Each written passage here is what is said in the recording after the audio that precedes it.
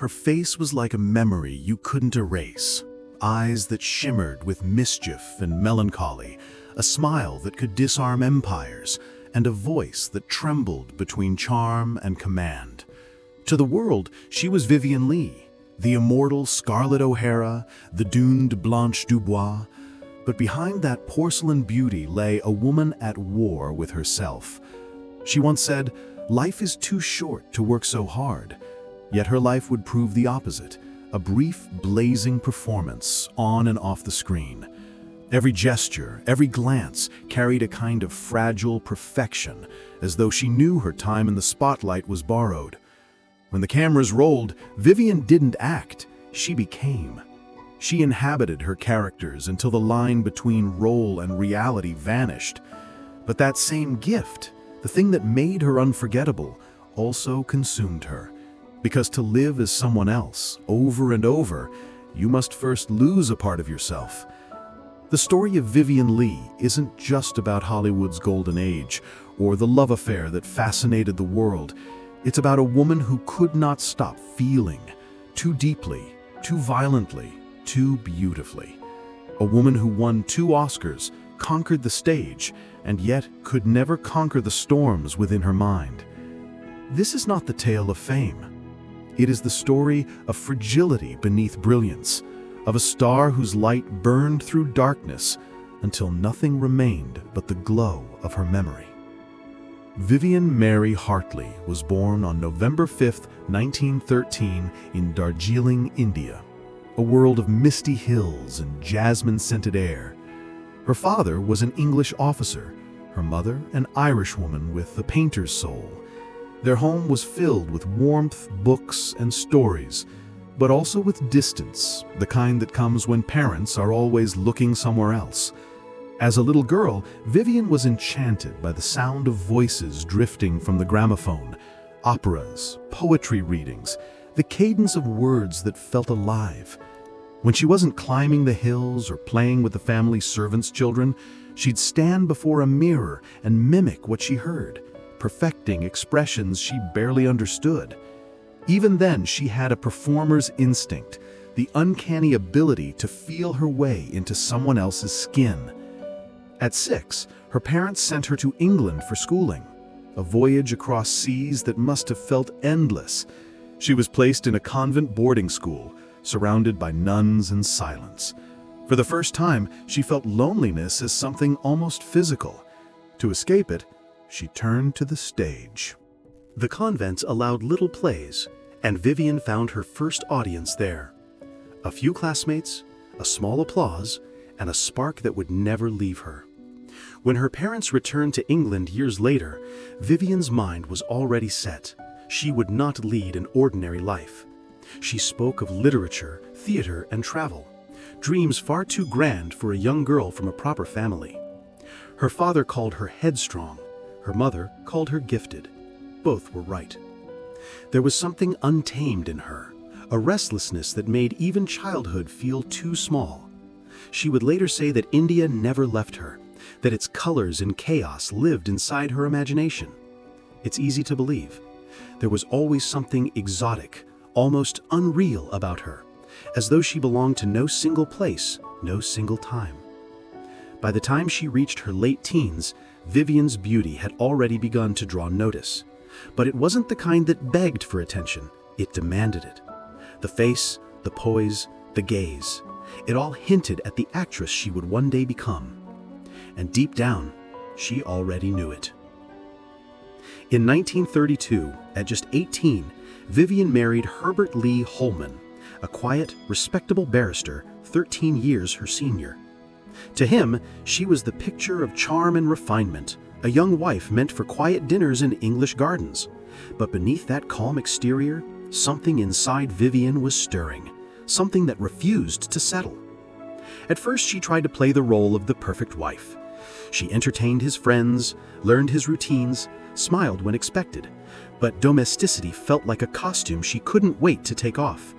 When their daughter Suzanne was born the next year, Vivien's sense of responsibility deepened, but so did her longing for the stage.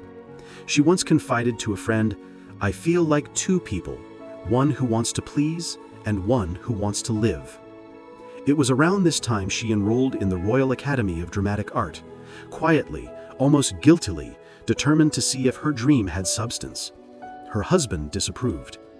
Acting, in his view, was a frivolous pursuit, hardly fit for a lawyer's wife. But Vivien's will was stronger than his resistance.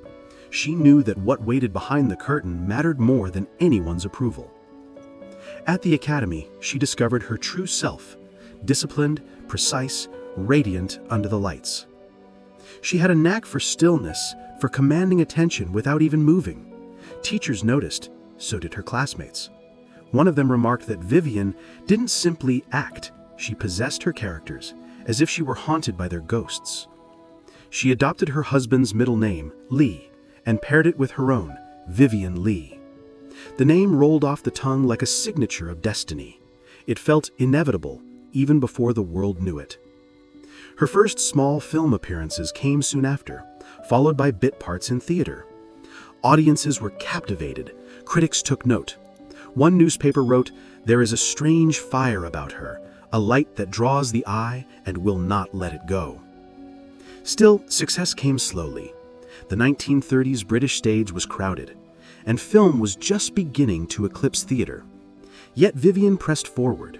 Every line, every scene, every curtain call was another small victory over the quiet life she'd left behind. And though she smiled at the cameras and bowed to the crowds, part of her already sensed what fame would cost. For someone who felt everything so deeply, triumph was never going to be peaceful. It was only the beginning of a beautiful and dangerous ascent. It was 1935 when Vivien Leigh saw Laurence Olivier perform on stage for the first time. He was magnetic. Every line, every movement carried the weight of Shakespeare's ghosts. She turned to a friend that evening and said softly, "That's the man I'm going to marry." It sounded absurd. She was an unknown actress. He was already a celebrated name. But Vivien was never one to doubt her instincts. Their first meeting happened soon after, when both were cast in the play The Mask of Virtue. Olivier visited backstage to congratulate her. The moment their eyes met, something shifted, an invisible current neither could ignore. They spoke for minutes, but it felt like years of recognition. There was an intensity between them that unsettled everyone around them.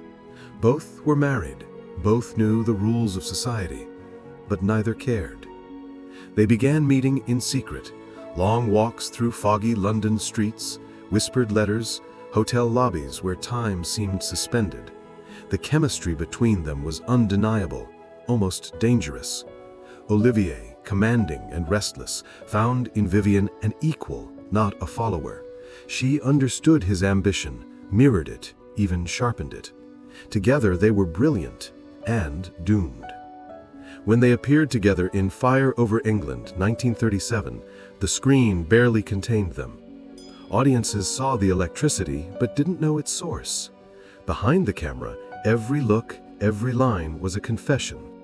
By then, their affair had become public enough to spark whispers in drawing rooms and tabloids.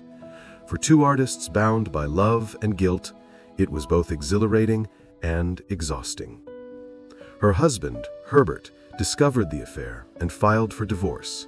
Olivier's wife, Jill Esmond, resisted longer, but the truth eventually tore through the veneer of propriety. Their love wasn't tidy, it was consuming, like a blaze that offered light and destruction in equal measure. Still, for Vivien, Olivier was everything.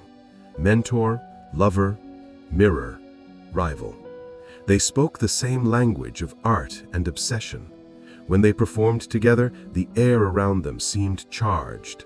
People who saw them on stage later said it was like watching two souls collide. They had found each other, but in that collision lay the seeds of both their triumph and their tragedy. In 1938, Vivien Leigh heard of a film adaptation that would change cinema forever, Gone with the Wind. Every actress in Hollywood wanted the role of Scarlett O'Hara. Over 1,400 women tested. Producers searched across continents, but none could capture the hurricane of charm and ruthlessness that defined Scarlett. Vivien knew she could, and she was determined to prove it. Fate, or perhaps ambition, intervened. While visiting the set of Gone with the Wind with Laurence Olivier, she met producer David O. Selznick. Under the red glare of the burning Atlanta backdrop, Vivien read a few lines for him. The next morning, he called it a moment of revelation. He'd found his Scarlet.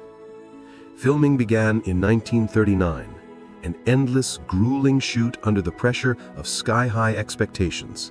Vivien worked 14-hour days, battling exhaustion, harsh lighting, and constant rewrites.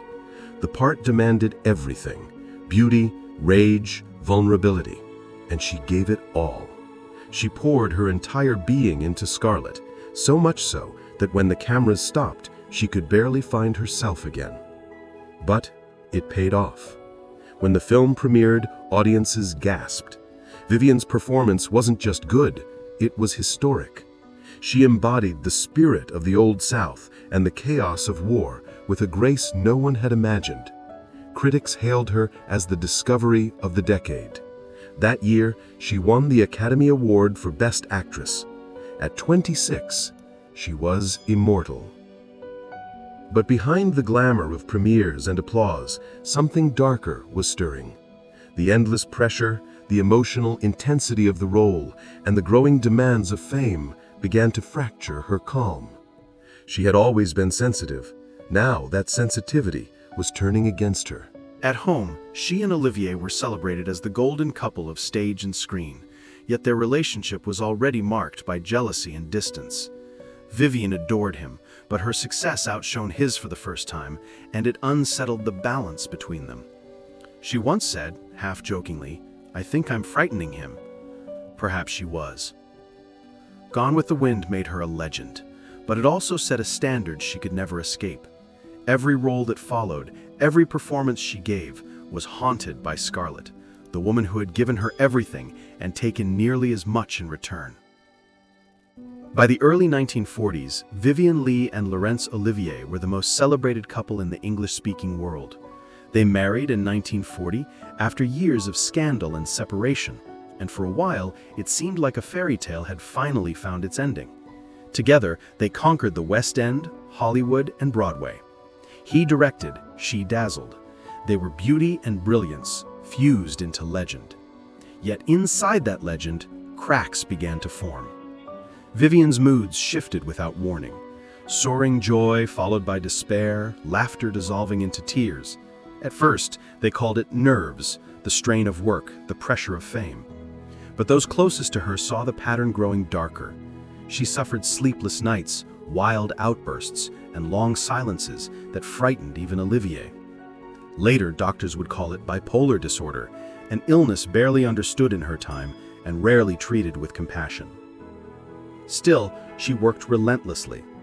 During the war years, she toured with the Old Vic Theatre Company, performing for soldiers in bomb shelters and dusty outposts. Audiences adored her courage. They saw a woman giving beauty to a world torn by destruction. But the strain was immense. Each performance drained her. Each curtain call left her trembling. When peace returned, so did ambition. In 1949, she was cast as Blanche Dubois on A Streetcar Named Desire on the London stage. A role of shattered grace, of desire and madness intertwined. It was in many ways the story of Vivien herself. Night after night, she bled her soul into Blanche's lines. The performance was so raw, so painfully real, that audiences sometimes sat in silence after the final bow. When the play was adapted for film in 1951, Vivien reprised her role and earned her second Academy Award. Critics called her untouchable, but she later admitted that the character never truly left her. "I played Blanche," she said, "but Blanche also played me."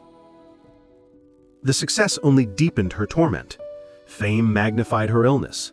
Olivier's frustration grew. He loved her fiercely but could not save her. Their home, once alive with laughter and rehearsals, became a battleground of silence and confusion. By day, she was radiant, a goddess in satin and pearls. By night, she slipped into shadows, haunted by the very emotions she had once mastered. The world saw perfection. Olivier saw pain. And Vivien saw both and could no longer tell them apart. Her marriage to Olivier could not withstand the strain. By 1960, after 2 decades of passion and turmoil, they divorced. Not out of hatred, but heartbreak. Sometimes, she told a friend quietly, love simply wears out. Yet even apart, they remained bound by something deeper than marriage, the shared language of art and memory. Vivien continued to work. She toured, filmed, smiled for the cameras. But behind that grace, her body was failing. Tuberculosis returned, sapping her strength. Still, she refused pity. She said, "I'll go on acting if it kills me." And in a way, it did. On the night of July 7th, 1967, in her London flat, Vivien Leigh died in her sleep. She was 53. When the news broke, the world seemed to pause. Olivier, filming abroad, rushed home, devastated. He later wrote, "I stood beside her bed and said goodbye to my heart." Her funeral was small, simple, filled with flowers and rain. Friends spoke not of her fame, but of her courage, the way she fought her battles in private, always with dignity, always with beauty. Decades later, her performances remain untouched by time,